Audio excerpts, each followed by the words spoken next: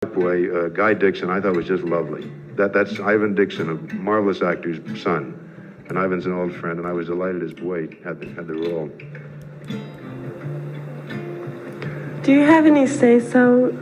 Oh, I'm over here. You were over there? Oh, yes. Do you have any say-so in who portrays the parts of the characters? And who is cast? Well, sometimes in my own show, I had total say-so with, of course, the approval of the network and the sponsor, which at times could get rough. Now, in the case of Hallmark, they have their own list of stars, so-called, who they will permit you to cast, who they think are commercially feasible or exploitable. And in the case of Storm and Summer, they didn't like either Sam Levine or Zero Mostel because they didn't think they were universally known to a television audience. And they gave me the following names: Ernest Borgnine to play the part, and Melvin Douglas. Both awfully good actors, but both uniquely unfitted for this role. And this kind of playing catch with a sponsor reminds me of why Twilight Zone went on the air in the first place. There was a toilet paper manufacturer named Deluxe Tissue, and an old guy in Neenah, Wisconsin, who ran this toilet paper company, and he had been sponsoring Steve McQueen in Wanted Dead or Alive, which was a shoot 'em up, terribly black and white type western. And he loved it because it was very simple. It was kind of like a universal passion play in which morality was very identifiable and always won over the evil. And when the show went off and he was left in the lurch, he said, "I want another popular and sociable show." And they offered him several shows, and he said no, that they didn't fit his sponsor image. They didn't enhance it, keeping in mind that it was a toilet tissue. And the shows that he rejected, the first one was Black Saddle, and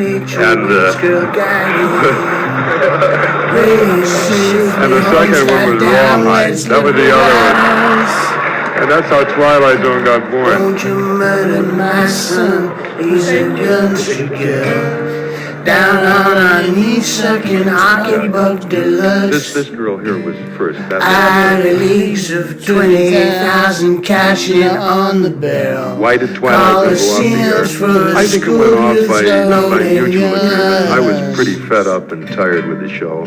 And the network had felt that it was time to change, and it was on for 5 years, which is a long run for a show. My agents were terribly disturbed because in the old days, the agents got 10% off the top, win, lose, or draw. And they had made considerable funds on the show when it went off. There went the old gravy train off the track. But I was delighted because it was 6 in the morning and 9 at night, 5 days a week, and then working writing all over the weekend. And I was on my way to a fast Canadian.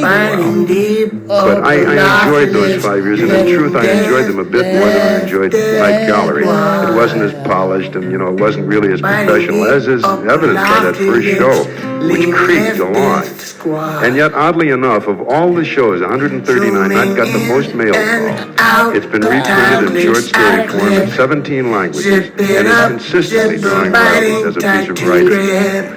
And only not because I think now, as I see it, not because of its strange production validity, but because of validity of theme, however badly set. And the theme, I think, is quite timely. In defense of, that borscht you just saw.